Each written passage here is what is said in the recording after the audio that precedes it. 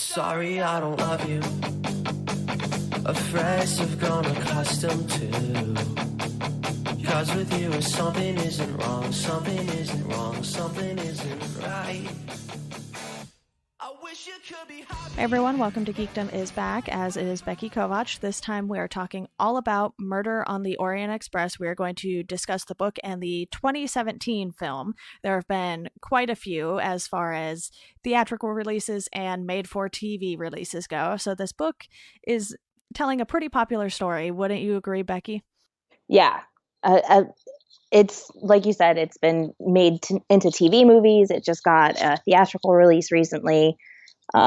So I would say it's done pretty well for itself. Yeah, and we're going to go ahead and start the discussion off with the book, since that is the source material and by far the oldest material for this story, since the publication date on the book is January 1st, 1934. Dang. Yeah, this is certainly one of the oldest books I've read in a while, because, you know, when you're in high school and you have to read all of the classics and, you know, the Hemingway this and Hemingway that, and even older books than Hemingway books that you just can't keep track of how old they are, you sort of want something new to read after that. And this, I think, didn't read like an old book either in a lot of ways.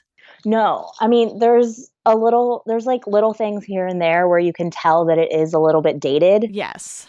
Like the way they refer to some of the places that they're traveling through. Right. But for the most part, it doesn't feel old at all, which I think is one of the reasons why it's kind of stood up over the years and why people are still talking about it enough to want to make a movie out of it in 2017. Well, now it's 2018. Well, yes, but it's not like people don't travel by train still. You know, it's something you do quite frequently, and every day. Yeah, so it's still a common mode of transportation. So it's not outdated in that sense either. And what I felt really resonated with the book is you really never know who it's going to be by the end of the book, because they've gone through so many different options. And it's like, okay, well, I wasn't expecting that by the end of it. You know, you're sort of expecting this exact answer, and then you just get this like ginormous answer instead. Yeah, it's one of the few books where, as I'm reading it, like usually I'm pretty good at guessing who the murderer is before the end of the book. Yeah. And this is one of the few books that has kept me guessing up until the very end. And then the ending completely shocked me. We were texting back and forth when I was reading this book, because it's the only one of hers I own, but I did go to the library and go back and read like her very first novel. And she definitely has that way of writing where you are like, okay, who on earth is it going to be? It's like much harder than playing a game of Clue. Yeah, much harder, which I do love the game Clue. So I'm glad you brought that up. But she's really, really great at keeping you guessing, and her solutions to the crimes within the books are always so creative and so inventive and just nothing that you would ever expect, which is one of the reasons that I love reading everything that she writes. Or has written. Yeah, and a lot of her novels have the same detective throughout them. And I'm probably going to butcher the name, but I was trying to like make a mental note of it when I was watching the movie. I think it's Hercule Poirot. Something like that. I've always said that's as close as I'm going to get. Poirot. Okay. It will be one of those two for the remainder of the episode. We'll see how it goes. Or we'll just call him by his first name. Yeah. But he's this, you know, famous detective. Like, people recognize him when he goes places. And even if they don't necessarily remember his name, they're like, oh, you're that detective. Yeah. And they're like familiar with his work. Yeah. So I feel like that gives him sort of this different presence that a lot of detectives typically don't have, because, you know, not many people know the names of detectives just because they solve crime and everything. No. So it's one of those things where it's interesting to see how she incorporates his character so well into these different situations, and in particular this one, because it takes place on a train, so you literally cannot leave. It's not like someone could just sneak away after killing someone or anything like that. It's like, you're sitting in the room with them. And the way everyone reacts when he tells them that, it doesn't give anything away at all. And that's what I thought worked so well for this. It's like, no matter how much of the story you were getting or how many different suspects you had in mind, it just was not what you were expecting at all. Yeah. I think the first time I read the book was when I was in like third or fourth grade, and it was one of my favorite books back in the day. Very mature book for a third or fourth grader. Yeah, probably. But it kind of started my love for, detective novels and mysteries. And I started reading more of Agatha Christie's work after that. But I just remember reading this one and just being completely amazed by the end of it. Yeah, definitely. And it's not a long book either. I think most of her books are around sort of the same rough page range too, because I went to the library, like I said, and I checked out her first book, but it's like all of the subsequent books on the shelf were roughly the same size. It's not like, a Stephen King where you're going to have something the size of The Talisman and then something the size of like The Gunslinger or something like that, and have these like drastically different page numbers to get through. So have you read a ton of her books, or have you still only put a small dent in her seemingly large list of books that she's written? I I've read other stuff. I think it's only a small dent though, just because of how much she has written. Um, I always kind of veer more towards the Hercule Poirot mysteries versus some of her other characters. Like I haven't really read a whole lot of Miss Marple, which is Okay. another one of her bigger characters like within her books. But I love And Then There Were None, which is another of hers. But that one actually doesn't have either in it. It's just like a standalone kind of book. I'm trying to think which others I've read. There's Murder on the Nile, the ABC murders. Um, I feel like she has a lot of like shorter stories too. Yeah, I'm looking at her bibliography right now, and it's just a lot. Yeah, And they there's so have a much. separate section for the short story collections too. So, I mean, it's kind of like what Stephen King does, but way before Stephen King did it, because she has all of these novels. And a lot of them circulate around the same character, and then she has standalone ones, and then she has a bunch of short stories too that ended up being collected at some point, or probably multiple different times because of Yeah. how long ago they were. So basically she started writing in 1920, and her last novel was in 1976, it looks like. So that's a long run of books. Yeah. She started writing and basically didn't stop. Yeah, and she died in 1976, which is why that was when the last book was published, and she was 85. So, to put that into perspective, I believe Stephen King is 70 right now. So if Stephen King writes for 15 more years, it'll be pretty comparable over here with the volume of books. And I think the fact that it was able to take this one character too and put him in so many different situations that have so many different twists along the way is amazing. And this is coming from someone who's only read two of her books. So you've definitely read more and can attest to this more than I can. Yeah. I mean that's one of the things that I did love most about her was that even though each story was different, there was this one central character that kind of ran through all of them. So it was something familiar while still like experience something brand new. Yeah, it's funny looking at the page here. It says the United States edition first sold for $2. And I wish books were still $2. Same. I would save a lot of money. Yeah, to be fair, our library nearby has a bookstore, and they sell books for like anywhere from 25 cents to like a buck 50. So I can get lots of books for very cheap, and they tend to have quite the mystery section, but I've never seen any of her books there, which is slightly disappointing, but I'll survive. I really should go to my local library and explore that a little bit because I haven't been in ages. Highly Instead, recommend doing that. I I just buy everything because once I've read a book, if I really like the book, I kind of form this emotional connection with that specific copy, and then I want to keep it. Yeah. So I buy all my books and then they sit on my shelf and I read them again eventually. Because I also do reread books, so it kind of makes sense for me to buy them. Yes, you definitely do that way more often than I do. I don't know. Have I ever reread a book? I don't know if I can definitively say that I've ever reread a book. I've started a book and had to go back and restart it because I had no memory of what I read. I think I got 50 pages into Infinite Jest. So whenever I go to read that again, I'm going to have to start over. I have no clue what has happened in those 50 pages. And that's, as you know, only a tiny, tiny, tiny dent in that book. Yeah. I think I'm rereading the Harry Potter series for like the eighth or ninth time right now. I just started book number 2.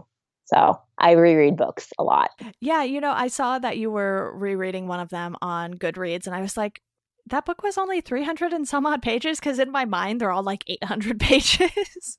I know. The later ones get so long, but yeah, the first couple were pretty short. And it doesn't help either because I have like the first 2 or 3 in paperback, and then the last half are in hardcover. So it's like even the book size just in my collection of them is drastically different too. Yeah, I've always had the hardcover of those. And then for the holidays this year, I got the paperback set, like one of the newer editions. So I've been rereading it because now I can actually take them on the train with me and not feel like I'm lugging a dictionary. Yeah. And going back to Murder on the Orient Express, this book is super easy to find too. Like, Yes. I don't know if you would be able to go to a bookstore that isn't my library bookstore, apparently, and not find a copy of this somewhere because it's been published many times Yeah, because of reprints and everything like that. Like, I don't even know what version of the book I have. I just bought a used copy on Thrift Books. And if you go to Thrift Books, you can find pretty much anything there. yeah. I think it's probably one of her most well known Yeah, and one of absolutely. the most popular of her works. So it's been reprinted so many times. And like, I can still picture the version that I read when I was in elementary school and reading it for the first time. And the one that I ended up buying is completely different. And it's like a much newer version. It's so pretty. Yeah. I mean, mine was a used copy and it was like, I don't know, just under $4 or something. So I couldn't really complain. I was like, well, it's in acceptable condition, so I'll take it. Yeah. I mean, that's all you can ask for. Yeah, and I'm certainly glad that I read the book before watching the movie because some things I'll make an exception. Like recently, I watched Gerald's Game, but because I'm trying to read the Stephen King books in order, I didn't want to skip all the way ahead to Gerald's Game and try to Yeah. squeeze that in before I wanted to watch the movie. So I was like, all right, I'll let it go for certain things, but you mentioned the Harry Potter books. I certainly read all of those before each movie came out. So, that's like our childhood in a nutshell, I feel like, Harry Potter books. Oh, yeah, absolutely. I'm the same way though. I like reading books before I see the movie whenever possible. There are very few exceptions to that rule, but with Murder on the Orient Express, I ended up rereading the book over the summer so that when the movie came out last fall, I was ready and like had read it recently enough that I wasn't going in kind of not blind because obviously I still remember what the general storyline was, but I wanted to just kind of go in with more of a feeling for the different characters and who each of the actors and actresses were supposed to be portraying. Yeah. Why don't we go ahead and go a little more in depth on the book and sort of get into spoiler territory here? So here's an extra warning for anyone who has listened up until this point. But we already mentioned that a murder takes place on a train and that, they're all sort of in there with the murderer, but you have all of these different people from different backgrounds. And I think that's a lot of what makes the story work too, because it's not just, a train full of rich people or anything like that. And yes, obviously there are some rich people on the train, but then, you have some helpers and whatnot to go along with it. And you have some sort of more just regular people, I guess you could say, on the train as well. So they definitely have quite a variety of personalities for this. And I think that is really what sort of makes you a little suspicious of some people more than others too, because you're like, okay, maybe they had something against this person, or, you know, it couldn't have been, you know, the princess or whatever. Yeah, it definitely throws you off a little bit when you're trying to think through who could have committed the murder because like you said, everybody has these different personalities, they all have very different backgrounds, they're from different social classes as well as like different countries and things like that. So even though like you should always go into things like this without any preconceived notions of like what people are supposed to be like, it's hard to kind of put that judgment aside. Yeah. So as you're reading it, you do find yourself like listening to the characters' different like alibis and things and thinking, well, that doesn't necessarily sound right. Or like, I still think it's this person. Yeah. And then you had a count and countess who seem to be hiding a lot more than literally everyone else. And because of their sort of, you know, diplomatic immunity, it's like you couldn't search their luggage and, you know, they were sort of the untouchables. And one would think that would be the princess, but, you know, she was like, I have nothing to hide sort of thing. Yeah. She's just like, I don't care. She's a total badass. Yeah. And she's also one of the older people on the train too, so she's probably like, I am so tired right now, just do whatever you need to do. You know, I'm too old for any of this crap, right? Just go for it. Yeah, but there's certainly a long list of characters, and unfortunately, for whatever reason, the Wikipedia page was not kind enough to just list them out for me, so I'm kind of just, you know, mentioning some as they come to mind here. But is there anything about the book that we haven't touched on yet that you want to discuss? No, I feel like we hit the major points. I mean, the biggest thing about this whole book is the fact that the murder takes place on a train and they are all literally trapped together. So there's, because of the situation that they're in, like the train is snowed in, they can't get out of the train, so they know that the murderer is still on board. There's no way the person could have escaped. So it sets it up for this really kind of tense situation. Yeah, one other thing I just thought of that I want to make note of too, though, is the way the detective works. It's like he takes his time figuring things out, but it still has such a good flow to it. It's like he has a really great workflow, if you want to talk about it in 2018 terms. Yeah, he does. And it works really well in terms of the books. Like one of the things we were talking about, how Agatha Christie's books are all generally around the same size. Yeah. I love the sizing of her books, and because it makes the pacing that much better. Yes. Like nothing ever feels drawn out, but it also doesn't feel like we're rushing to the conclusion.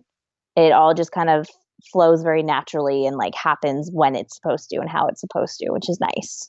And I feel like if I were to, say, go to the library and check out like 4 or 5 of her books, it would be fairly easy to binge read her books too. It's like she was the you know, the classic binger in her day. If you collected some of her books and then read them all, you know, back to back to back there, because you can just get through them so quickly, and because of all the twists and turns, it's like you don't really want to put the book down either, because you're like, I need to know what happens next. Yeah, they're really great, like quick reads, because they're exciting, and like you said, they're the kind of books that you end up not wanting to put down because there's all these twists and turns, and they keep you guessing. So you can literally just start going through her books one by one and not stop. Yeah, exactly. Well, for you, I definitely recommend checking out your library and seeing if they have like a little bookstore attached or anything, because I'm pretty sure mine didn't have it a long time ago, like when I first started going to the library. And it's like ever since we discovered it, it's just been like, do you want to go to the library bookstore? Do you want to go to the library bookstore? And we've bought a lot of books there. Yeah. Yeah, I definitely need to find some time to go and explore that. Because you really can't beat like 25 cents to $1.50 for books. No, not when I'm going to Barnes and Noble and spending $14 on a paperback. Yeah, it's definitely a interesting conversation to have about the price of books these days, because even sometimes we'll go on a little tangent here, because why not? You know, sometimes I'll look at the price of a Kindle book and I'm like, why are you charging me almost $20 for a digital file? Like, it just seems outrageous sometimes. And I'm like, I'm going to go borrow this from the library ebook section instead.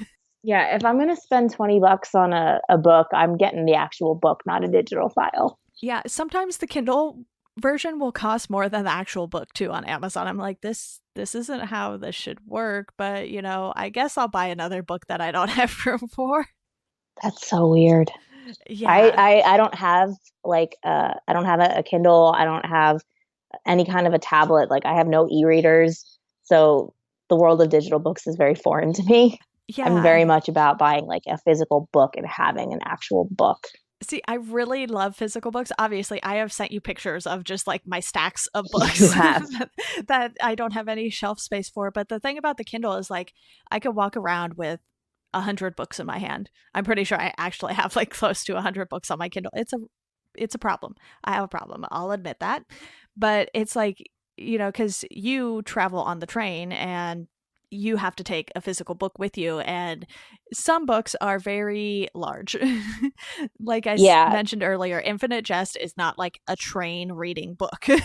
No, I always tell myself one of these days I'm going to buy Infinite Jest and like attempt it, but that hasn't happened yet. But even just trying to read through like The Stand on the train was a lot. It's so heavy because it's like 1,500 pages in paperback. So that was a little bit of a struggle and definitely hurt my back a little bit. But I still am always here for a real book versus an ebook. Yeah, I like to balance it, I'll read stuff on my Kindle like when I'm laying in bed and don't want the light on. That's like the biggest plus to a Kindle that I can think of. Like, I just want to be in bed and I don't want to have the light on just so I can read. It's perfect for that. And, I'll check out books. Like I said, I rarely buy Kindle books unless it's like one of those Goodreads deals and it's like $1.99 or $2.99 or something like that. I am typically checking them out from the library website these days. So, it was a good investment because then I'm not spending quite as much money on books now either. Yeah, that's smart. Yeah. Well, do you want to move on to the movie portion of this now? Yeah. So as I mentioned at the top of the episode, we're going to be talking about the 2017 adaptation of it, but I will note that there are, like I said, quite a few. You have the movie from 1974, which had, Sean Connery, Lauren Bacall, Anthony Perkins, and some other familiar names in there. And then you have a couple of made-for-TV versions. You have one from 2001 and then another one in 2010, which is a lot more recent than I thought there would be one for. So to then do the movie again in 2017 is, since 2001, there have been 3 different adaptations of this just here alone. And apparently there was a Japanese TV adaptation in 2015, but I know nothing about that, so we won't go into that. That is a lot in a very short period of time. I didn't realize there were that many. Yeah, and they've been done in the United States, in the UK, so different places. And like I mentioned, the Japanese TV adaptation, which I know nothing about and probably couldn't if I tried. So a lot of different places have latched onto the story and have found it interesting enough to put time and effort into adapting it to either the small screen or the big screen. Yeah. But I certainly think the theatrical releases have certainly been the most star-studded casting groups in a while because, I mentioned some of the people from 1974, but the most recent one, you have Johnny Depp, who plays the dead dude. Yes. So his name is Ratchet in it.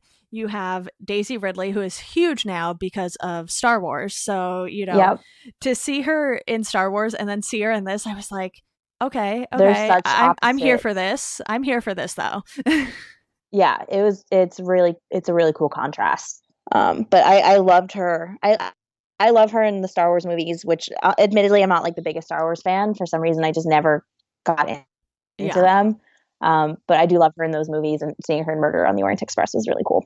Yeah, and you have Michelle Pfeiffer, Penelope Cruz, Leslie Odom Jr., Willem Dafoe, Olivia Colman, who is actually also, like Daisy Ridley, not from America. So, they certainly mixed up the cast a lot as well, which I think with the 2017 version, it's certainly a bit of a more diverse cast. Yeah, I mean, Judi Dench is in it too, and so is Josh Gad, who I know Josh Gad best as Olaf from Frozen, which is a weird connection, but and then Kenneth Branagh plays Hercule Poirot, and also I believe he directed it. Yeah. So like the cast is completely stacked. Yeah, and personally, I have not seen the 1974 version, but I imagine that one is also a good adaptation as well, just because of some of the names I see that they have in there. And, you know, a great cast doesn't necessarily mean a great movie. And, you know, I texted you after I finally went and saw this. I'm pretty sure I went in December because I waited until I had Movie Pass and then I was just going to see a bunch of movies. But, you know, it was fine. You know, I feel like because the book is so good, I don't know if I necessarily even needed the movie to live up to the expectations of the book, or that it could, because it's just like, okay, well, you know, this is a great book. So Yeah. it'll definitely be a little difficult. And obviously doing it in the present day, they changed a few things they didn't modernize it too much, but, you know, like I said, the cast was more diverse and everything like that. So they definitely changed a few things here and there character wise, but it wasn't so drastic that it made you think about it the entire time. Right. Yeah. I mean, as far as adaptations go, this was probably one of the more successful book to movie versions that I've seen just in general.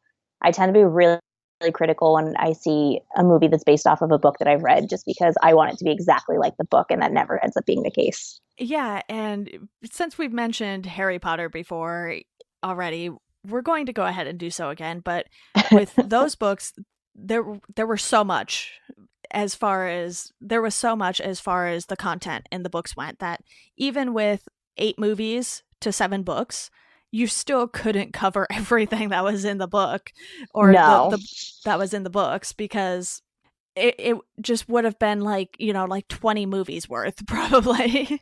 Yeah, and the later movies were so long as it is. Yeah. Most of them ended up being like 2.5 hours, even with all of the stuff that they cut out. So it's like it's impossible to get everything in there.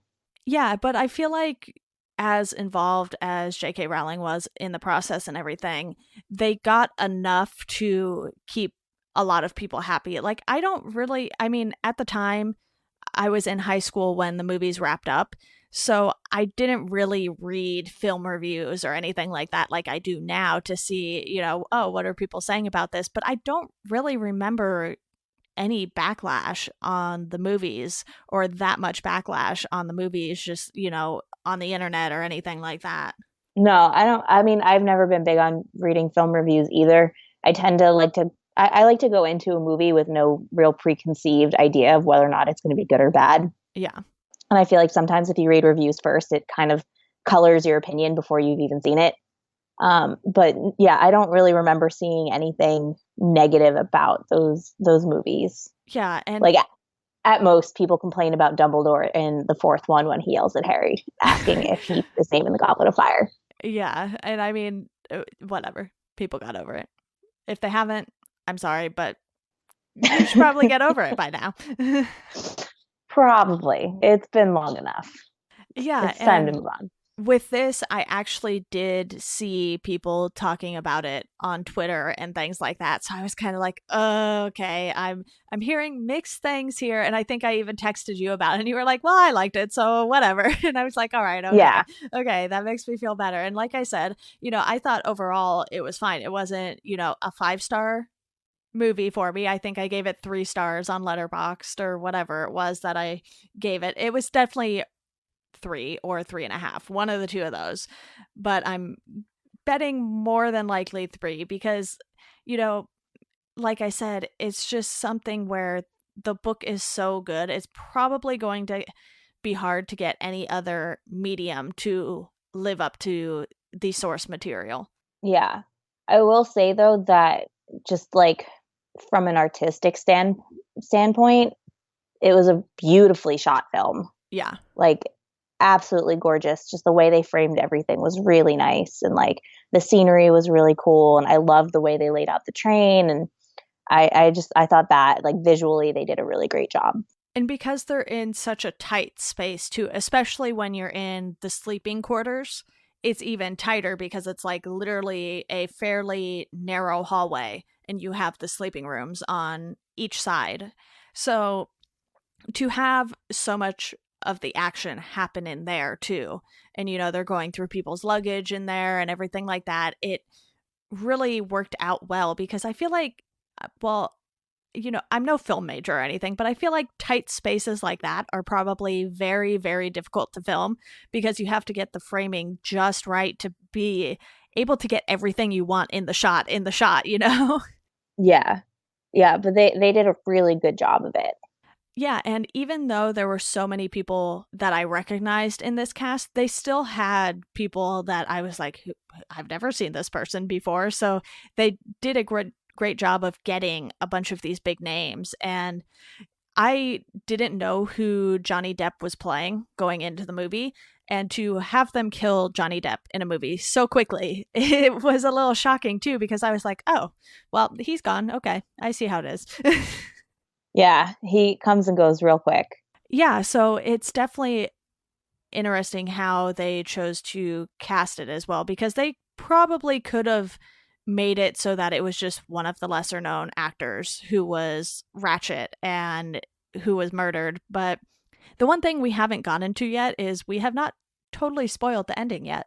So why No. don't you go ahead and do that for everyone and let us talk about the big twist? So the way the murder is committed is he ends up stabbed in his bunk in the middle of the night, and it's multiple stab wounds. I think it's 12, right? Yeah, that sounds about right.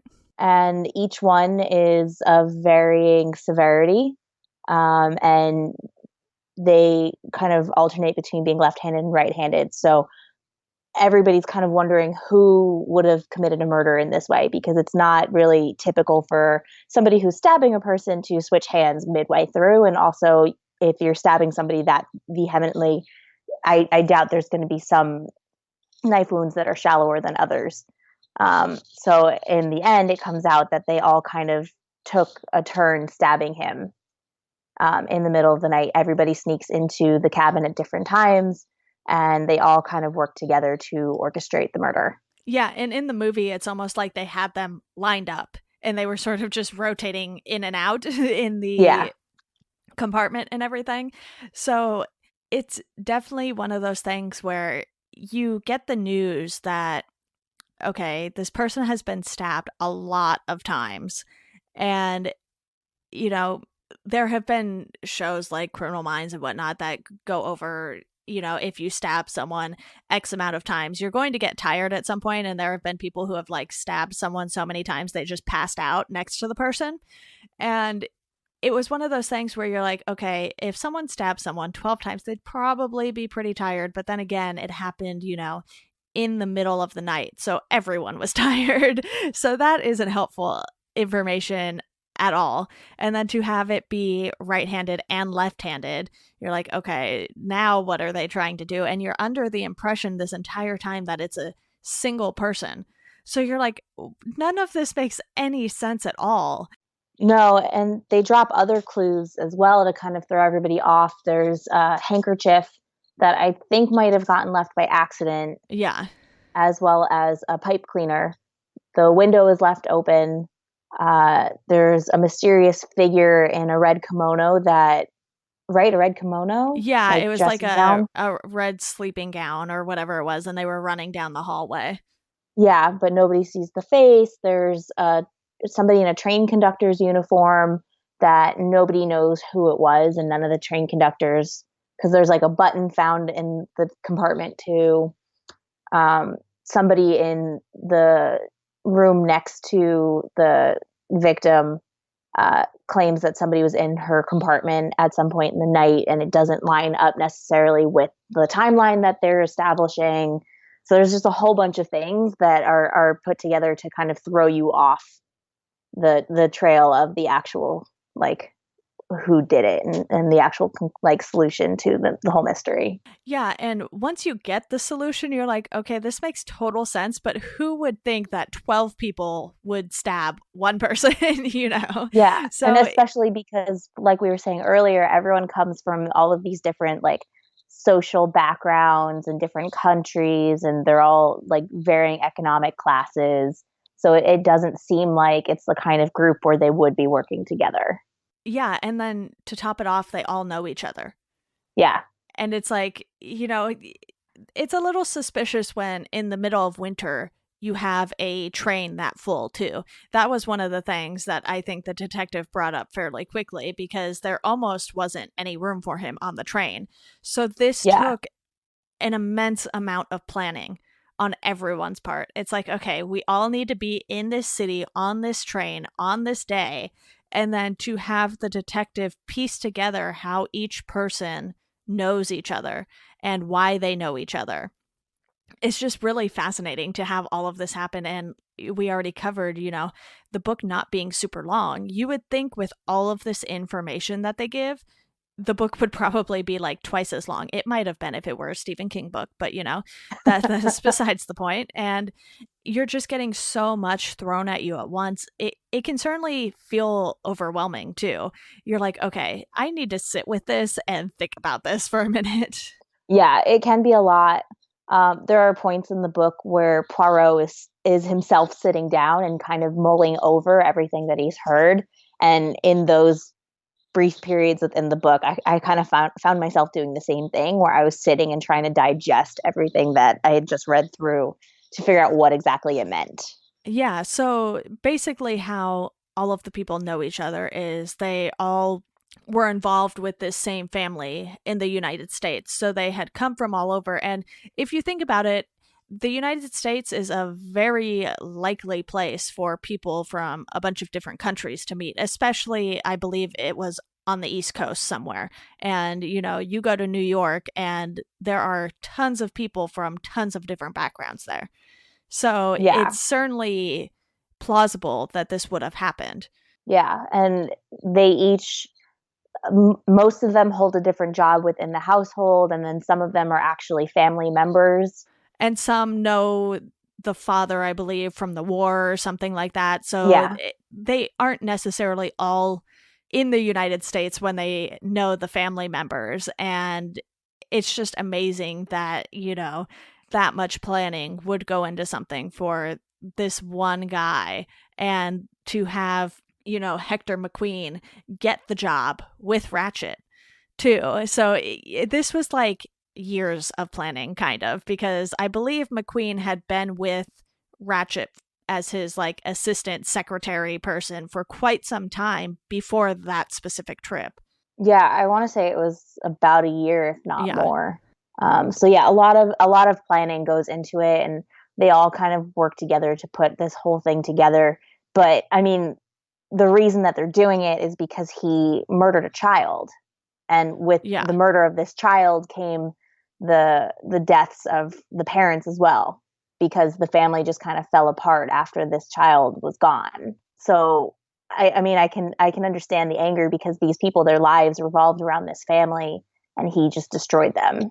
Yeah, and they also basically have the detective picking apart each person and figuring out what role they would have played with that family too, because if you just if you take the princess for instance, it's not obvious what role she played. She's a princess, and you have a count and a countess, and you have these high ranking people, and you're like, okay, how are these people connected to this random family in the Yeah, United how do they fit States? in?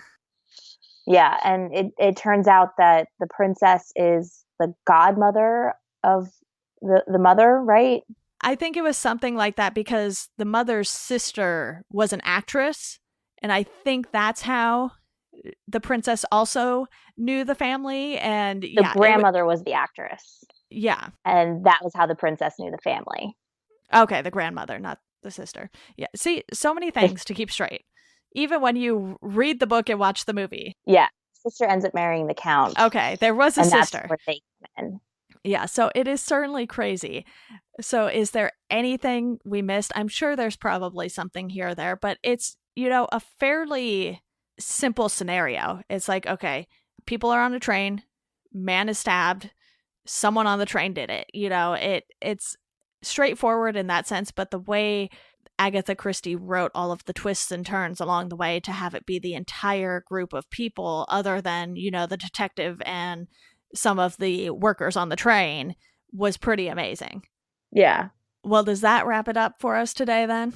I think it might. Awesome. Well, Becky, thank you so much for coming on to talk about this. I know, these episodes haven't been quite as long, but sometimes it's just nice to quickly run through a topic. And like we said, the book wasn't super long. The movie wasn't super long either. It wasn't like one of these 2.5 hour movies. So that's also refreshing too, because I feel like in a world where we get a lot of movies like Star Wars and, Wonder Woman and a bunch of the superhero movies that are becoming longer and longer, it seems, it's just nice to get in a quick movie that's totally different than everything else, even though it's already been done. So, I thought it was a decent adaptation, and the book is certainly worth reading if anyone has not done that, but has watched the movie, and for whatever reason you're still listening to this. Yeah. So, that's it for today. And Becky, I'm sure you will be back on. I know we have discussed potentially doing episodes for the Harry Potter books, which I think if we did that, we'd have to do one for each book because there's just so much to unpack there. And I know we have to break it down. Yeah, I know I did an episode on the movies as a whole, and I feel like that's a little easier because if you sit and watch all 8 movies, it would still take you longer to read all 7 books, probably by a decent amount, unless you're some sort of speed reader, which I am not. No, I when I was younger, I used to kind of speed through stuff, and nowadays I find myself taking my time more because I feel like there's so much that I missed when doing that. Yeah, I feel like it depends on how I'm feeling about the book. Like if I'm like, okay, I kind of get the general idea of this book, so I'm just going to make my way through it. And sometimes it's easier to actually do that with nonfiction books because you might already know pieces of the story here and there. But then with fiction books, you're like, okay, let me slow down, take my time. Yeah. All right. Well, Becky, again, thank you. And to our listeners, as always, thank you all for listening, and we hope you enjoy the rest of your day.